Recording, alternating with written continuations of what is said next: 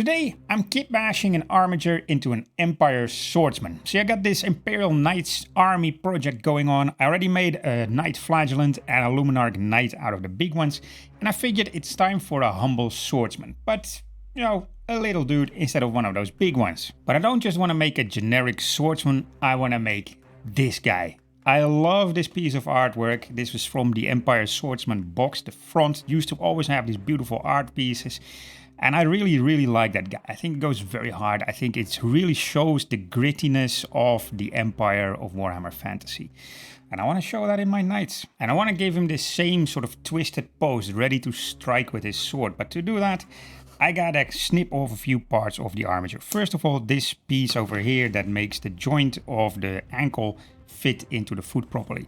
Now it makes it a whole lot less sturdy, but I can just glue it in place, maybe add a little bit of green stuff in there as filler, and it will be fine. So he'd be standing on his old world forest base kind of like that, and then the body up like this with the sword arm and a shield. But that means I need a sword. And yeah, I could just be using the Armiger chain sword that they come with, but where's the fun in that? That's not a proper sword, that's not an Empire Swordsman. So I'm going to the Grey Knights. I'm taking this massive Grey Knight sword from one of their Dread Knights, and this extra little wrist joint that the little Armigers normally come with.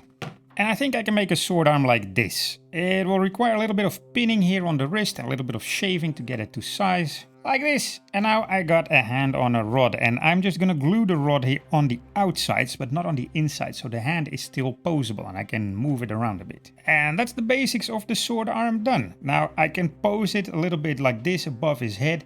He doesn't have an actually articulating elbow joint, but just a twist and a turn. But I can make it work. Something like this will look good enough as if it's the artwork. So it's time for the shield. But I don't really have the shield that I want. I got this thing over here. This is like a fortification. It comes with the Cities of Sigmar cannon. And even though it looks cool and I like that top rim a lot, it's not really the right size. I also got this thing over here. This is a shield from an ogre from the Cities of Sigmar. And that thing is pretty much the right size, but it's just not the right shape. I really want that sort of pointed triangular shield. I kind of want something like this, like my Custodes Dreadnought over here. That's the right shield. It's also pretty much the right size. It needs to be a fairly small shield that an infantry swordsman, an Empire Swordsman, can move around with and block with. It shouldn't be this massive slab shield. So I think I just gotta go dig through my bits box and see if I can kitbash something together. So I got my box over here. These are vehicle bits that I got from my buddy Bruno. And I think I could make something out of this. Like this is one of those rhino parts, or maybe this piece over here. This is, has a nice mechanicum bit on there. I just need to find something that I can use as a sort of triangle, a bit of a tip. Maybe one of these planes, something like this at the bottom. Let's see. And it's going to be this set of rhino hatch doors. I guess they ordered shields, but something went wrong in the administratum and they got delivered these rhino hatches.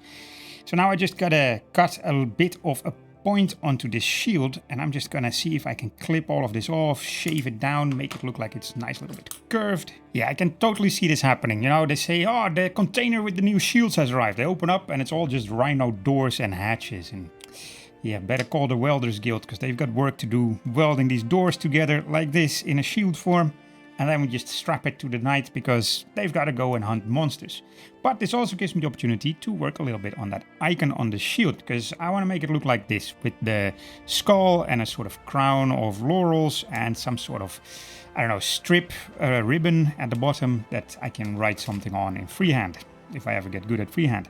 But my knights, they go into the forest to hunt monsters. So why not just make that skull a trophy of a monster? Like this, and that strip of green stuff, that will be the ribbon where I can write something on. I'm thinking of hanging off a little banner on the bottom to just make it a little bit more ornamental, but maybe I shouldn't do that. Maybe I shouldn't push it so far with the humble Empire Swordsman.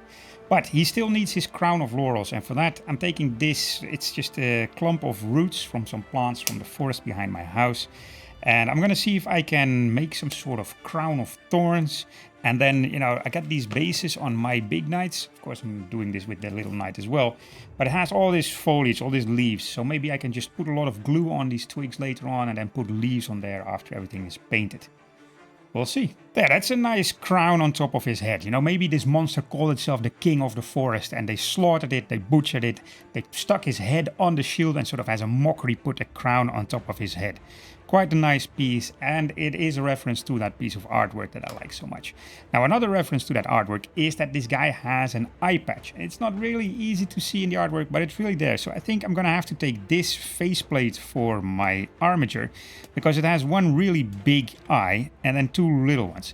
So I'm just going to scrape off those small ones and get some battle damage going on that side to make it look like this guy also lost one side of his vision. Skipping ahead with some of the painting, I've done the red and white already on the armor and gave him some decals, distressed it as well. The only thing, if you're following my Knights Army project, I've painted him mirrored from what the big knights are. So the big knights have red, white, and this one is going to be white, red.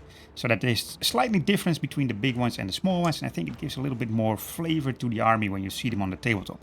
If they're all looking the exact same, it's just a little bit boring.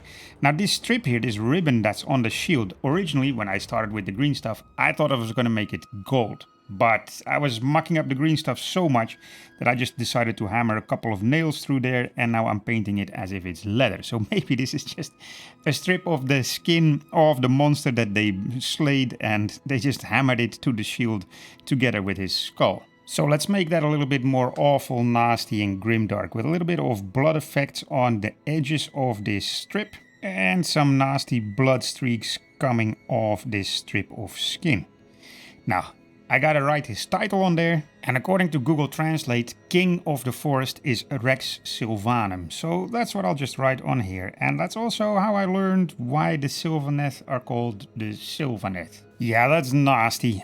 I think I should add a little bit of fur, like little hairs coming off the side, but before I do that, I need to grime everything up, add some more rust effects and so on. So let me just do a little bit of a rust pin wash on all of these panels everywhere, followed by a brown grime wash. They're all grimed up, time for the fur, and I'm just using some grass tufts, kind of like I did with my Night Lord's Demon Prince here. I glued some grass tufts on his back to make it look like he has fur, and I can just do the same here. So I just have to cut this up, because these massive tufts, that's not gonna work.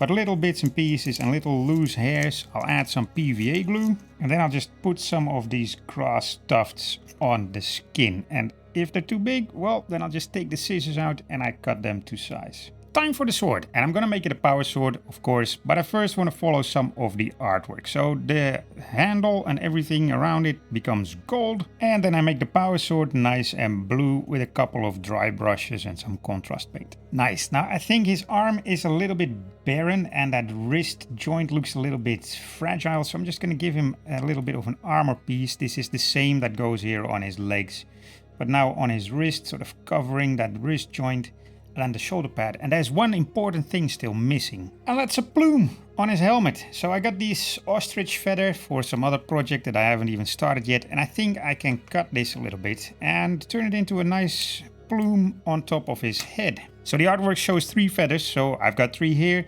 Let's see how well they take contrast paint. Well, turns out they take paint just fine, but of course they clump together quite a lot. You know, the feathers, they get wet, they kind of stick together.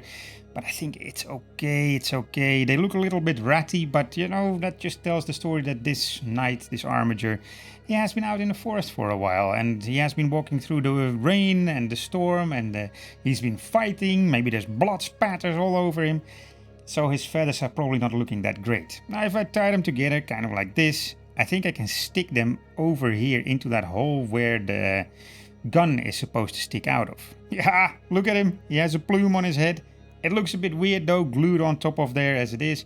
So I'm just gonna cover it up with a little bit of a beastman's skull, like this. And I have to admit, those feathers, they are a bit big. They look a bit ridiculous big if you look from the top down like this. But you gotta imagine from there, like on the tabletop, he's gonna look okay. And big feathers like this, they must come from huge monsters. So it's not a nice trophy for him to have. But here's the thing, I was taking pictures, work in progress pictures of him for my Discord, and I realized that I had missed something. An important detail is that in the artwork, this skull is red. And I just have a bony skull, so I'm gonna paint it red, but let's do it Fog of Gore style with some nice blood effects. So maybe they just changed this skull onto the shield and then gave him the crown, and they figured, you know what, let's paint him as if he's bleeding from that crown. So I'm just going to give it some of this Ichor of the Damned mixed with Carrion Crimson from Villainy Inks. I'm going to make it look like there's some red paint or some blood that they actually used dripping down from the top of these thorns. And I still need to make them green, because in the artwork the laurel leaves on top are green. And I'm going to do that by adding some leaves to this crown of thorns. And for that I'm just using some PVA glue and then some leaf litter from Green Stuff World. This is really cool. It really looks like leaves. You can see it here on the base. This is all leaf litter as well in all kinds of colors.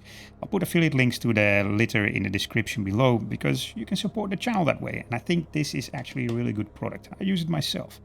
So let's turn these branches into something green with these leaves. And my Empire Swordsman is done, and I'm really happy with how he turned out. I mean, it sticks fairly close to the artwork. The pose is very similar, that sword above his head, and then the shield. I mean, the shield, it's pretty close to what the artwork is. There's a red skull on there, there's green crown on top of it, and there's some sort of ribbon on the bottom with something written on there. It's just that this has become a massive trophy. You know, I can imagine this little Armiger being crucial in the slaying of the King of the Forest, and how he's carrying his skull on his shield. The feathers, I'm still not 100% sure about them. They might be a little bit too big, but I think I need to see him on the table a few times, and then maybe I can just always trim them down. It's not that hard to fix. Now the forest base, I love it because it's really sort of nod to fantasy. You don't really see this in 40k because, you know, who the hell makes forest bases when you can make planet bases?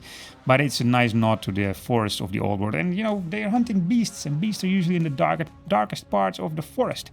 And if you want to see my other knights, the Luminarch Knight and the Knight Flagellant, they're already on my channel. Go check out those videos too. Massive thank you to my patrons and channel members for all the support, and join the Discord. There's lots of people in there. You can show off your own kit bashes, follow along with my work in progress, and it's just a really nice little community that we have. In the meantime, maybe check out this video next.